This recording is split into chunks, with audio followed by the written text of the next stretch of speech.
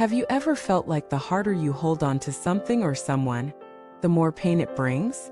And why does it seem that those who let go too easily are somehow the ones who appear most at peace? Welcome back to the channel, friends. If you've ever wrestled with heartbreak, disappointment, or felt the ache of unmet expectations, then today's video is going to shift your perspective in a profound way.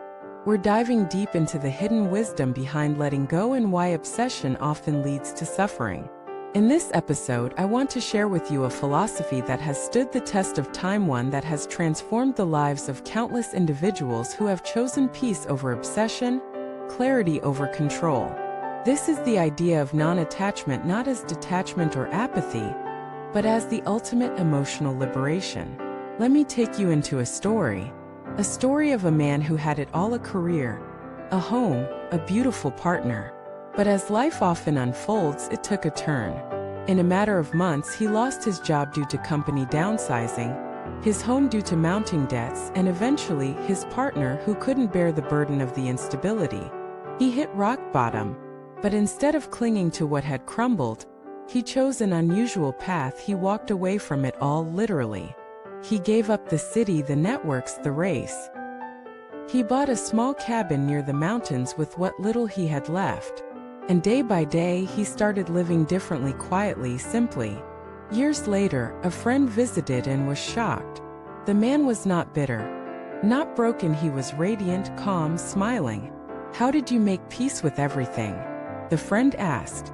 He replied, "I didn't make peace with what I lost. I made peace with the idea that nothing ever really belonged to me in the first place." That, right there, is the wisdom of letting go. We're taught from a young age to strive, to win, to protect what's ours: careers, relationships, material success. But few of us are taught how to lose, how to let go gracefully. And that's why so many of us suffer. Attachment isn't just about clinging to people. It's also about our ideas, identities, plans.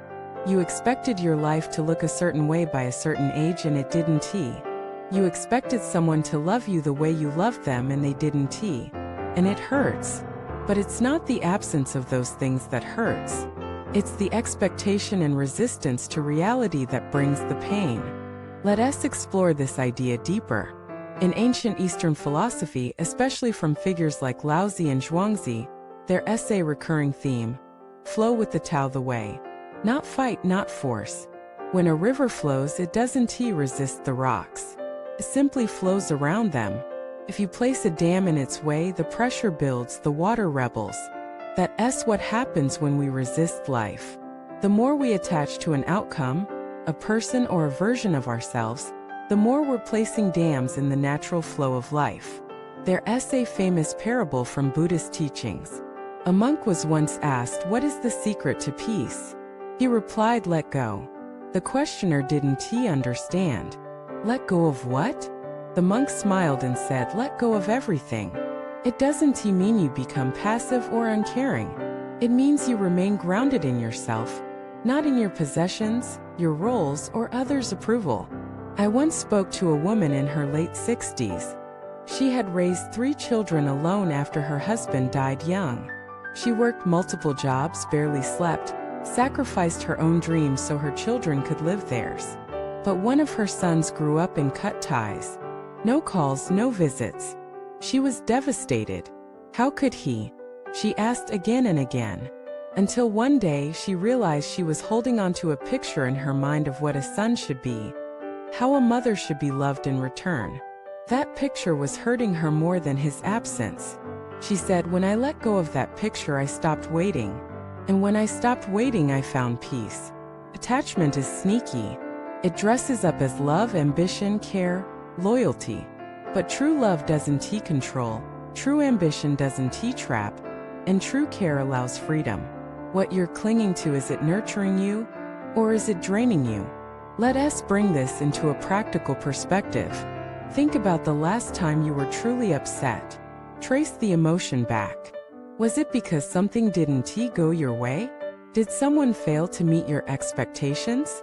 Did life not unfold according to your plan? What if you could accept, not passively, but powerfully, that life is not here to meet your expectations, but to expand your understanding. That the person who hurt you was not your mistake, but your mirror? That the job you lost was not punishment, but redirection? There is profound courage in letting go. It takes strength to release what you once begged to stay. It takes maturity to say, I loved, I tried, and now I surrender. Surrender isn't giving up.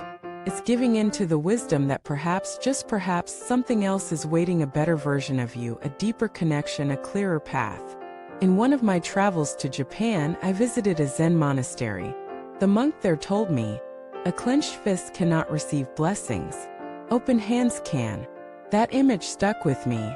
Are your hands clenched right now? Are you trying to force love, control outcomes, hold on to a fading dream? Open them. Not everything meant to be held is meant to be kept. I also recall the story of a writer who spent 10 years writing a novel. When he finally sent it to publishers, all rejected it. In despair, he burned the manuscript. He didn't write for years. Then, one day, he began writing poetry, something he never considered before. That poetry went on to win national awards. Looking back, he said, letting go of that novel wasn't the end of my dream. It was the beginning of a truer one. We often associate letting go with loss, but sometimes letting go is the only way to receive. If your hands are full of the past, how can they grasp the future? As we move toward the close of this conversation, I invite you to reflect. What are you holding on to that no longer serves you? A grudge? An identity? A relationship? An old version of yourself? Can you, just for a moment, imagine releasing it? Not as defeat, but as relief? And if you fear letting go means you didn't care enough, remember, love is not proven by pain. Love is proven by freedom. When you let go with grace, you honor the experience, the lesson, and yourself. You see, life is not about controlling the waves. It's about learning how to surf.